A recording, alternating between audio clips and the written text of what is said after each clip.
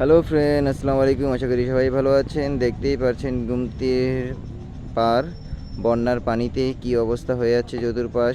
প্যাকে pack sec একেবারেই অবস্থা খারাপ হয়ে আছে।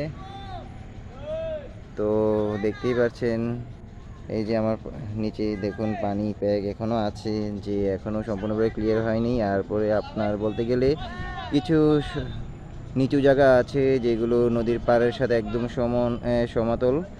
তার কারণে এই সাইডের পানিগুলো একেবারে এখনও নেমে যায়নি।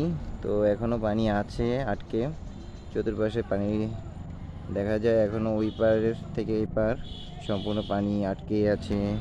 আর অনেক জায়গায় পানি একদম সমতলভাবে এই পার থেকে ওপার মিলিয়ে আছে নদীর সাথে।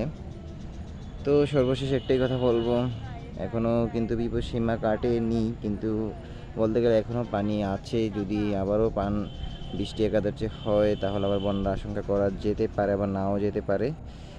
তো দেখতেই পাচ্ছেন চতুর্পাশের অবস্থা।